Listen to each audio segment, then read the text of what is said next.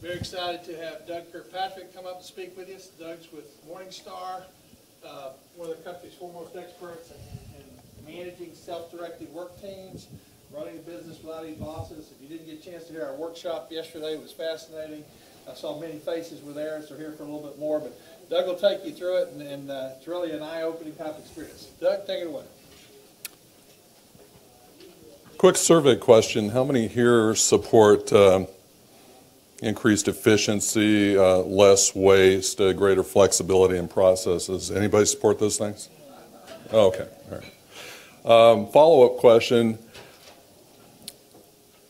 Are you more likely or less likely to achieve those things with people that are engaged and inspired, or unengaged and uninspired?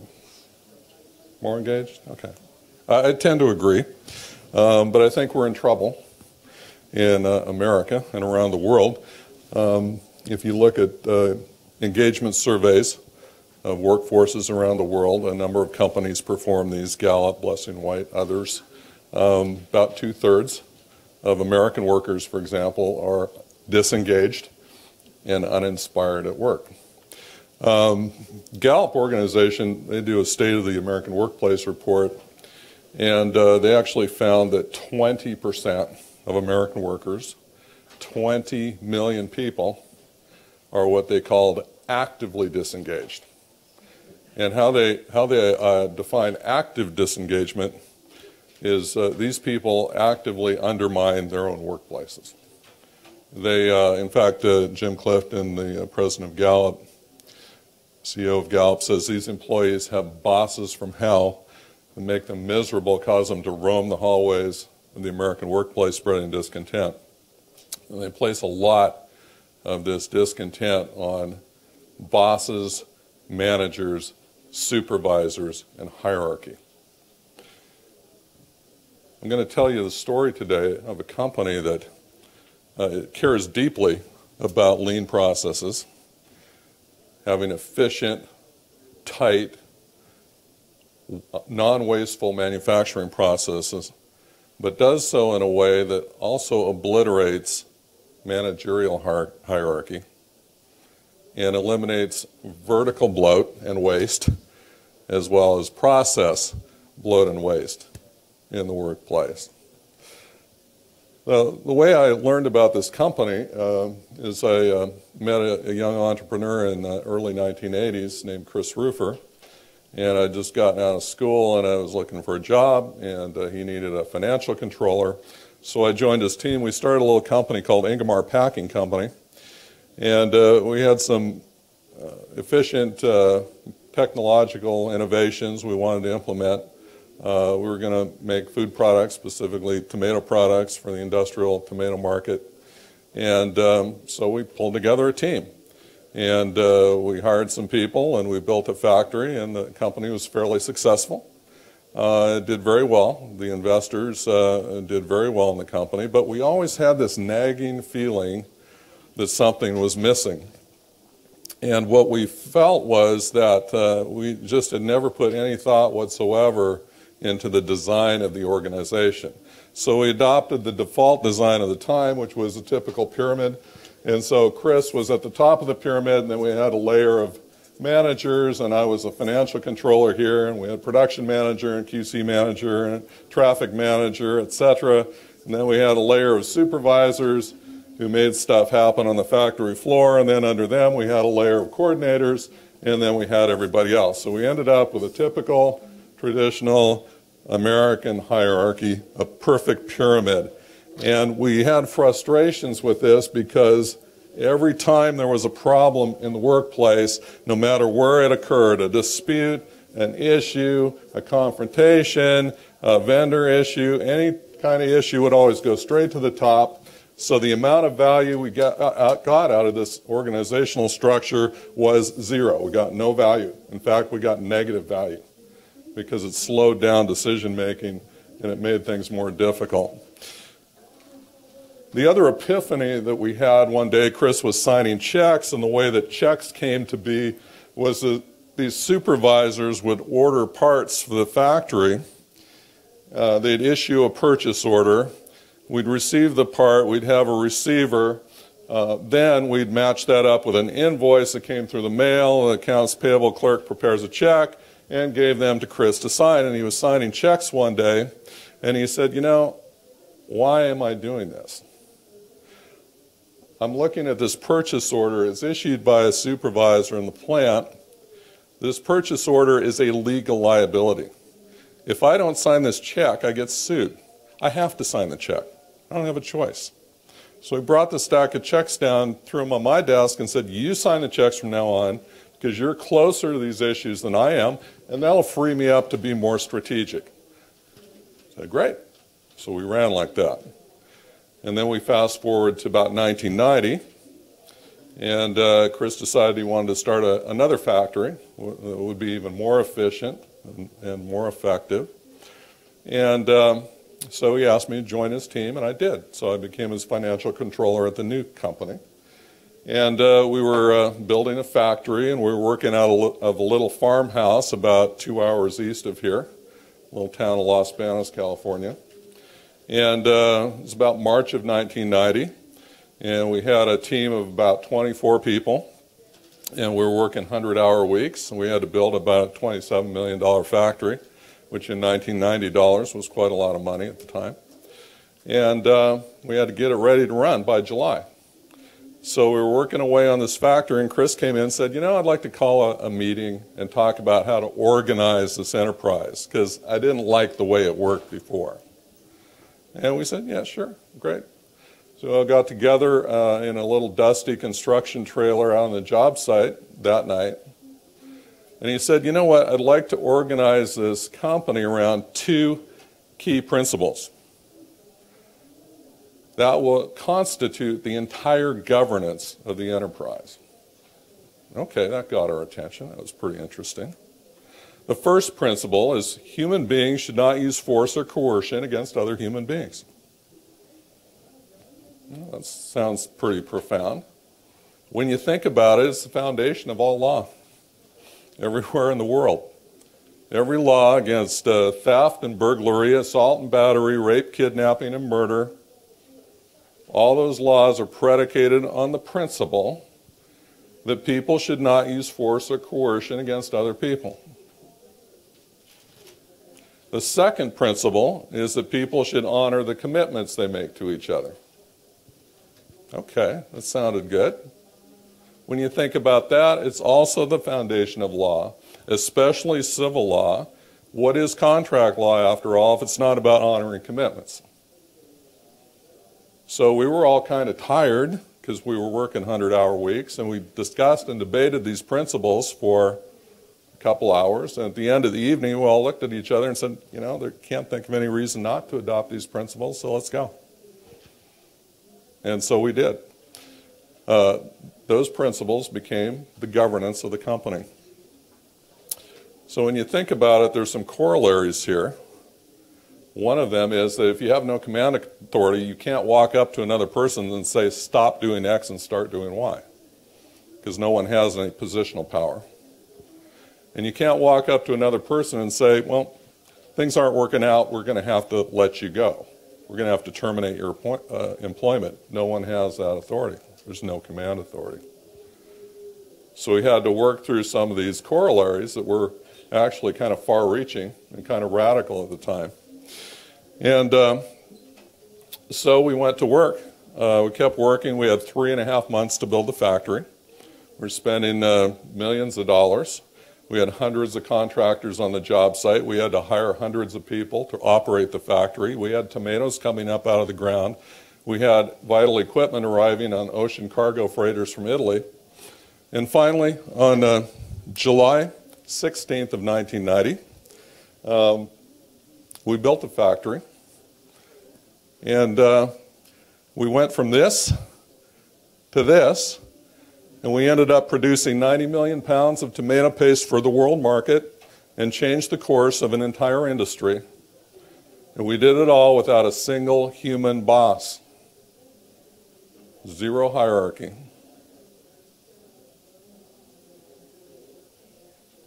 Went on to grow from there. Not because we believe in growth as a goal. We don't. We reject growth as a goal. We believe in excellent execution and superior strategy.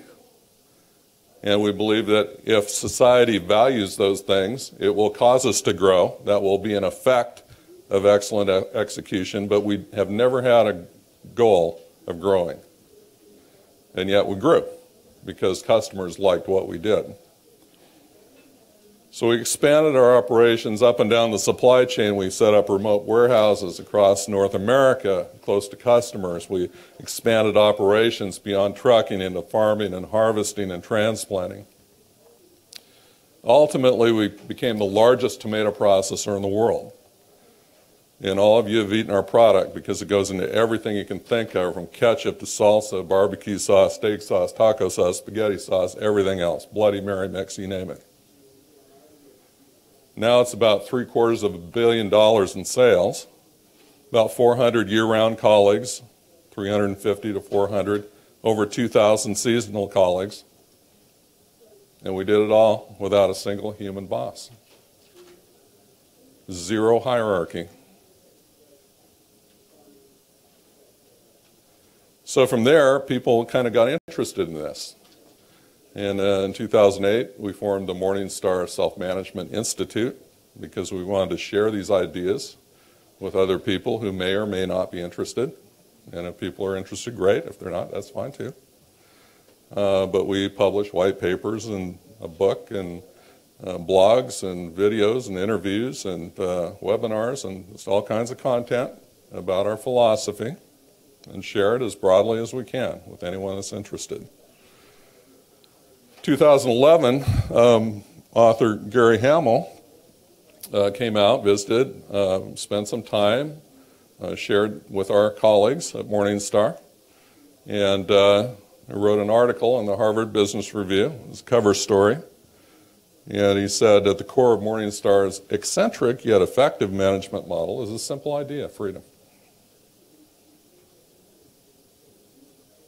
And what makes us so effective is that we believe in giving people freedom and autonomy and letting them execute to the best of their ability.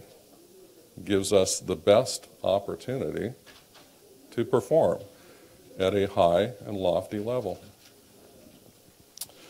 So from there, things have kept on going strongly. Should be noted that not everyone is ultimately successful in this environment because it requires some competencies that are perhaps unique to self-management. One of them is initiative. People simply have to be able to take initiative in order to excel in this environment because it depends on information flow and it depends on communication. And communication really depends on initiative, both on the part of the giver of information and the receiver of information. People have to be actively seeking out information as well as speaking up when they need to speak up. The environment here does not favor people who want to be a boss. People who pay lip service to the idea of self-management and yet come in and they harbor some desire to be able to tell people what to do, they just don't last in this environment because the culture is so strong and it's so predicated on the fundamental principles of absence of command and control and listening and paying attention and honoring commitments that the enterprise simply rejects that kind of a mindset. It just doesn't work. The idea of these colleague principles, and they're slightly expanded beyond the two key principles that I mentioned, but they're all predicated on those. We do have a process for resolving differences, so people can be asked to leave the company if necessary, and then they have to invoke a process that results in a determination, but no one has any unilateral authority to do anything. Those principles are kind of like the Constitution. They're kind of like the Constitution. And the reason they work is that they're fixed, they're immutable, they don't change. And if you think about principles, you know, human principles are a lot like physical principles, like the principle of gravity. It just never seems to change. If I hold a pen up and drop it 100 times, it's going to fall 100 times. If I respect the principle of gravity, I'm not going to step off a tall building and suffer dire consequences. And to the degree that people respect the two principles of self-management, they're going to have a lot better life in the workplace. They're going to be happier, they're going to be inspired, they're going to be engaged. And that shows up in our retention numbers. People tend not to leave. A lot of people spend their entire careers here. And we've been around now for 24 years, operating 3 factories.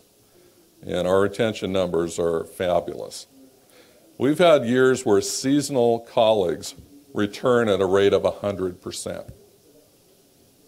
Imagine a factory where you've got 120 seasonal colleagues, people that are housewives in the off-season, and you have a 100% return rate. That's pretty phenomenal. And our turnover is quite low among our year-round colleagues. Very strong retention rate. One characteristic of this concept of self-management is that everyone is a professional.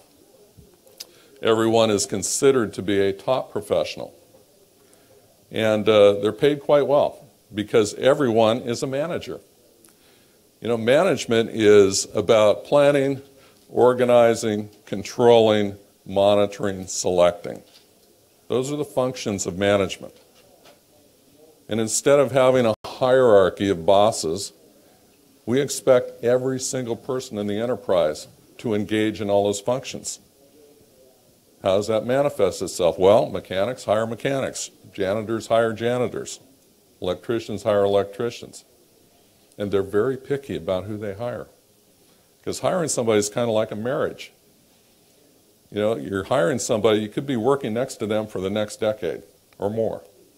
You want to make sure you get the right people with the right mindset that can self-manage and communicate. They're very careful about who they hire. And so this distinction, this kind of artificial dichotomy we have in our society between blue collar and white collar, that's garbage. That goes away. Everyone at Morningstar is a professional. And they're highly compensated because they're managers performing the functions of management. The average mechanic salary is about $90,000 a year. And they are salaried, plus 4 weeks of vacation, a 401k match, family medical, and a whole bunch of other stuff. They do very well, with maybe a couple of years of community college, maybe just high school. But they're the best in the world at what they do. They're always taking classes, outside seminars, reading articles, journals, magazines, studying, learning. It's a complete learning organization. The very cool thing about it is that the people are so engaged that they actually go out, you know, they can't wait to come to work on Monday morning. There's not this kind of worry about work-life balance because work's just part of life to most Morningstar colleagues. They're so engaged and they like to play the game of work. We've got this concept called stepping stones. And we measure performance and everyone tracks their own performance measures. But it's all predicated on making work into a game. So folks figure out how to measure and keep score, and keep their scorecards, and they turn work into a game, and they can't wait to come to work on Monday morning, play the game of work. It's all fun. This session might be a little bit misnamed because we talk about empowerment, but in truth at Morningstar people don't talk much about empowerment. Because when you really think about the term empowerment, empowerment implies that one person with power is lending his or her power to someone else who has less power. And there's a problem with that. The problem is that what has been loaned can be repossessed.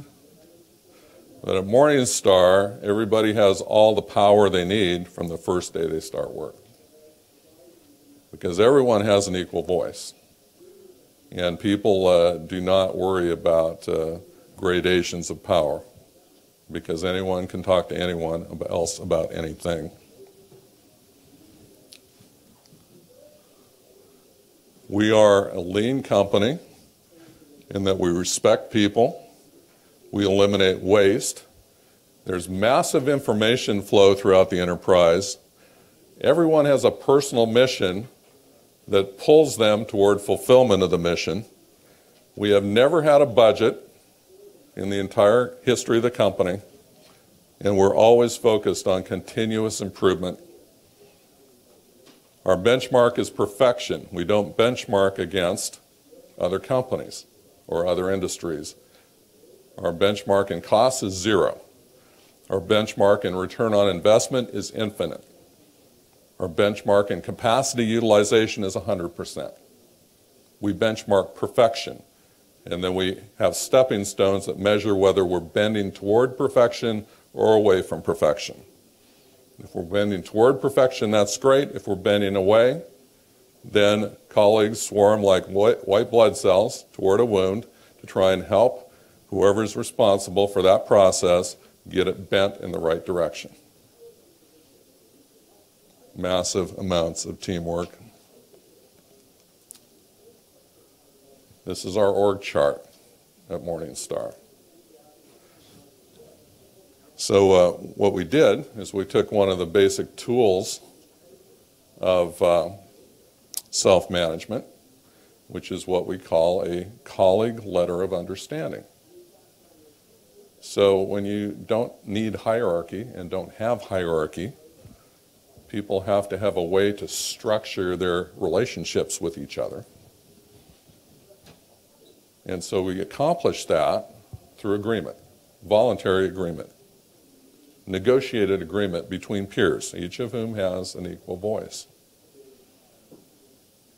And so we create these colleague letters of understanding. We took the data from the colleague letters of understanding, and we plotted it in a university computer lab, and we looked at the relationships between individuals. Each person seems to have about 6, 7, or 8 colleagues with whom they have a direct work relationship, who are stakeholders in their particular processes. And so we wanted to see what that looked like visually, and this is what it looked like. The different colors represent different factories. And some people have more relationships than others. That's to be expected. Some people are doing research and development heads down. They don't have that many stakeholders in their process. Other people have 10 or more stakeholders. But this information is can be renegotiated at any time. People are free to change their responsibilities, to negotiate new personal commercial missions, to negotiate new process stewardships, to negotiate different scope of decision-making authority, to identify new key performance indicators called stepping stones toward perfection. So what we'd like to do someday, what we haven't done yet, is to take this information and take a snapshot week by week for about 3 years, and then plot and then create a movie, a time-lapse movie, because I'm sure it would show this organizational chart pulsating and changing and moving constantly over time as people renegotiate and change their responsibilities. This is, I think, an incredibly robust and powerful and resilient model for organizations. It kind of resembles a spider web. I like the metaphor of a spider web because by weight, spider silk is 5 times stronger than alloy steel. And the reason that this model is so strong is that if a person leaves, or 2 people leave, or 3 people leave, it's okay. Because their roles and responsibilities are clearly defined and can be instantly reallocated toward other people. And if we need to hire other talent from outside the enterprise, that's fine. We can do that. But we can get by. And we can adjust and respond flexibly right away, without delay. You have to manage polarities in an enterprise like this. And so one of the polarities we manage is autonomy versus control. So people have lots of autonomy, and we've had people say, well, how do you control it? And so I just argue that this model represents greater control than the traditional hierarchy, not less control. If you think about it, who's more likely to spot an opportunity or a threat in the workplace? A manager who wanders through the work area 2 or 3 times a day? Or a colleague who's working side by side with other colleagues in the same area throughout an entire shift? Who's empowered to speak up? Who has an affirmative obligation and responsibility to address any issues or problems in the workplace? I'm going to argue it's the colleague that's in the workplace all day long. Greater control. I mentioned the personal commercial mission. The idea of mission is really crucial to this entire project. Every individual is expected to craft a personal commercial mission when they come to work at Morningstar. And the personal commercial mission identifies, why are you coming to work?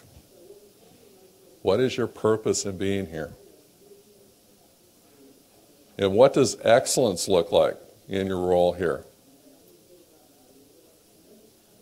And how does what you do support the overall mission of the enterprise? And if somebody takes 6 months to craft a personal commercial mission that resonates with them personally, that's great. Take all the time you need, because we want it to be meaningful and to resonate. The overall mission of the company is pretty simple, and I think it incorporates lean principles to produce tomato products that meet the product and service expectations of customers in a cost-effective, environmentally responsible manner, aka a lean manner. So every person, as an individual, has an obligation to align their activities with that overall mission and to seek to be cost-effective and environmentally responsible and to meet the expectations of their customers. A person can have many customers, external or internal customers. So when you create an entire company of business people who are focused on a mission, that have responsibilities to each other, all of whom have an equal voice, who share information across the enterprise, and by the way, people have an obligation, an affirmative obligation to share relevant information with colleagues, even if it's not asked for. So if I'm going through the airport in Dallas-Fort Worth and I see a newsstand article that I think is important to one of my colleagues, I have an obligation to supply it to them. Creates a very powerful and resilient business model. And I think it gets at the question, how can we turbocharge lean where we're eliminating horizontal waste and bloat, making things more efficient?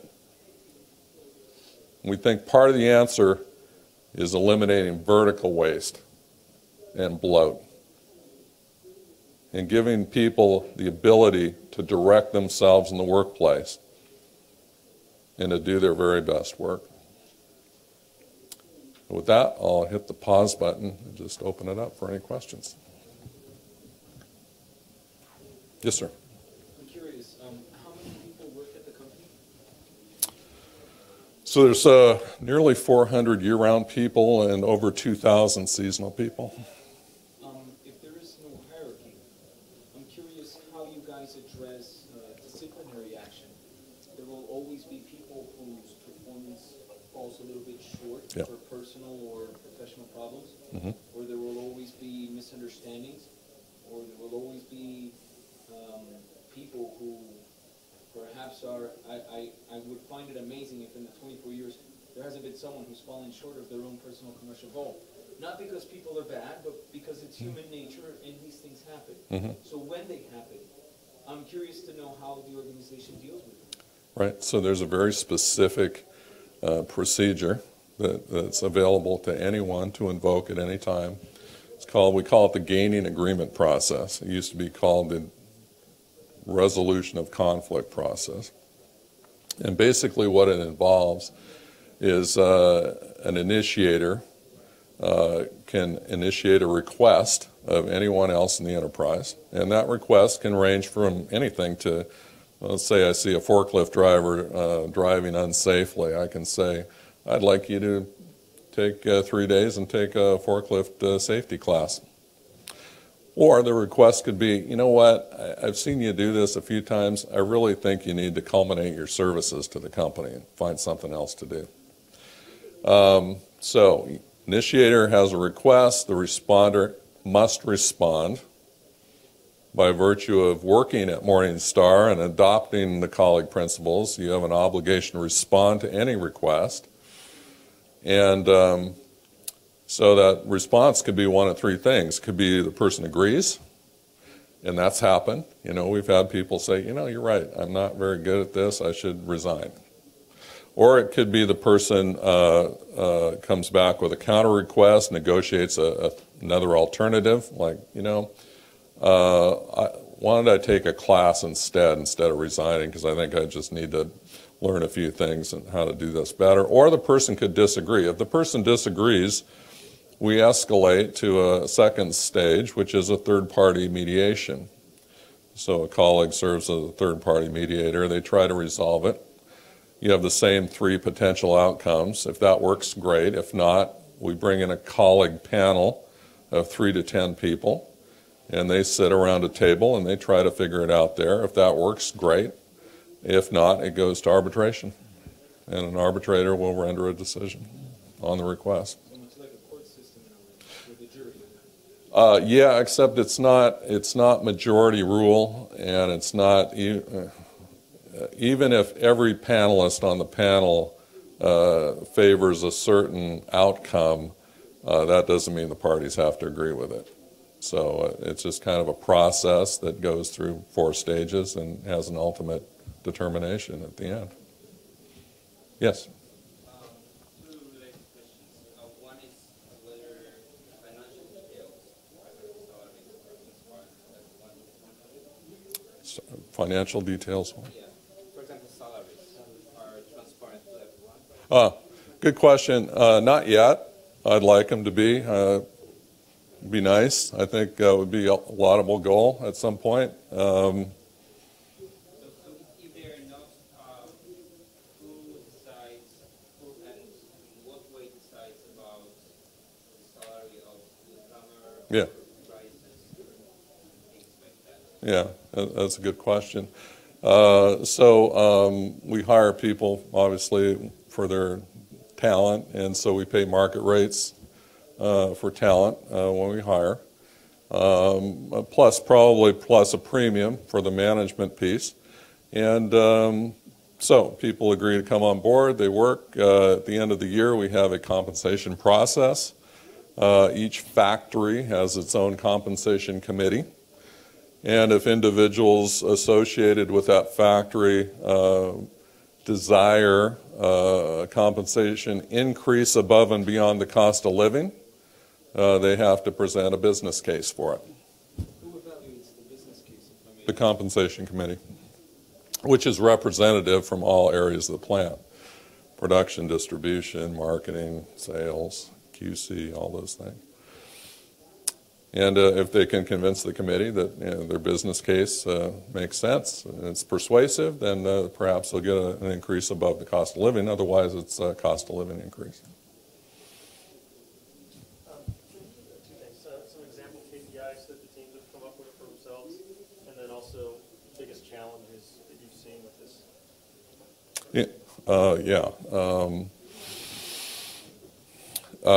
So when we started, the colleague letter of understanding came in 1996, and that brought in, we started measuring stepping stones at that time.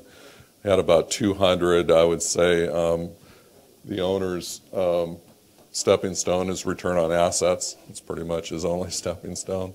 But we have steam generation, a boiler group, and so they'll measure things like chemical costs and boiler efficiency and capacity utilization and downtime and things like that. And that would probably be roughly translatable to all the production areas. Marketing and sales, profitability and sales volume and things like that. Interest rates, things like that for finance. Whatever makes sense. I think we're up to 800 stepping stones now.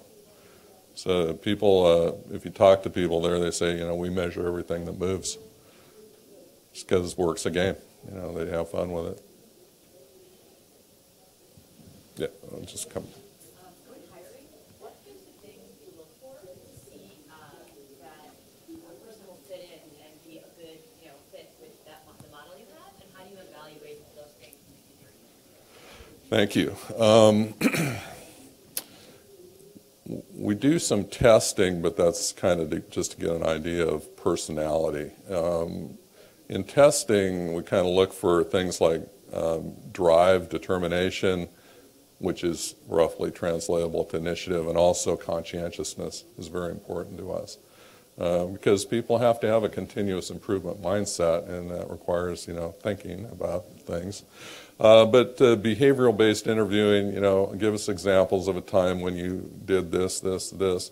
I just wrote a blog piece on the selfmanagementinstitute.org website. I think there are a number of competencies, but I identified 5, and initiative is number 1. So I want examples of when you took initiative in the workplace. People have to have a tolerance for ambiguity. Coming on board in this enterprise is unlike any other company with positions, titles, and roles.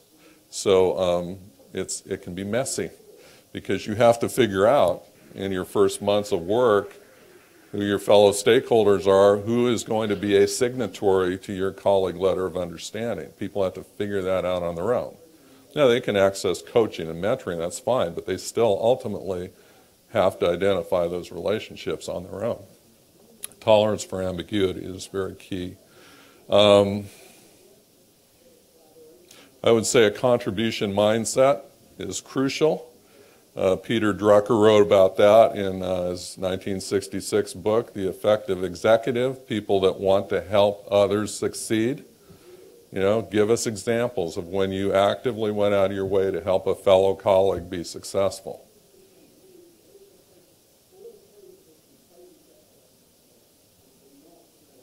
A couple more, I can't remember them right off the top of my head. Yes? So looking at the size of this diagram, one of the conveniences a large organization has is that org charts break things up into discrete parts, so people don't really have to understand the big picture. They just follow a little box. In this, here, clearly you guys aren't doing that. So are you looking, do you split things into discrete units where people don't have to understand too much about, like, from one plant to another or one group to another? A big part of success is transparency of information across the enterprise. So we embrace the principle of competere, the Latin term for competition, which means seeking together, learning together. We want people at each plant to learn from the other plants to see how they're doing. And so we publish that information, push it out to everybody. Everybody uses that, and they learn from each other. So there are business units. We want people to have financial understanding. So each business unit has a P&L. So we give people an idea of the top line, what value are you providing to your fellow colleagues, and also what are your costs, and what's your profit, in a sense. So we give people financial understanding. And we offer massive education. We give people a mini MBA opportunity so they can learn financial literacy and business process improvement and continuous improvement, leadership, teamwork, communication, all kinds of things. And we just want to bring everybody up to where they're really contributing. Transparent. Yeah, go ahead. Just one last question. Well, I was sorry, I was going to go ahead. So some of the, is there any like profit sharing or I guess stock sharing options, some way to tie the employees in to ownership? Because it sounds like you're reducing the sense of ownership, to your employees. They're very, or your colleagues, as you call them, are very much ingrained in the company like it's theirs. And so naturally the employees, the company goes out of business more of a job. But is there further incentives? The only incentive is a pride in a job well done. There's no profit share. Yeah. This works fine because the organization was born with this model, but what happens to an organization that already has a set model? How do you transition to a model like this? Having just taken a company through the transition, I can tell you it takes some education up front. Definitely takes a little bit of time to help people understand the ramifications of this transition. I think with proper preparation, it is possible. I know it's possible, but I won't say it's easy. I'm curious, the culture seems to be well ingrained and it's lasted for a quarter of a century. And you expressed from your personal standpoint you would like certain financial information. I think salaries was used as an example to be shared amongst everyone in the organization. My question would be, if it seems it's already so well established, what do you think is stopping you guys from having that financial transparency with the company? I'm curious because you expressed you would like that. Well, salaries is really the only area that's, remains. I mean, the other business units all have complete transparency. And if anybody wants to know the corporate financials, they can find that out. So, yeah. Yes?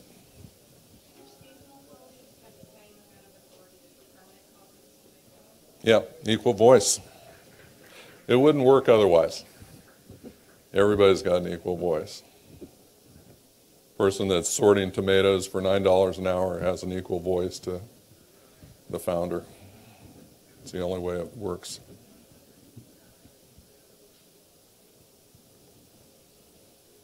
Thank you.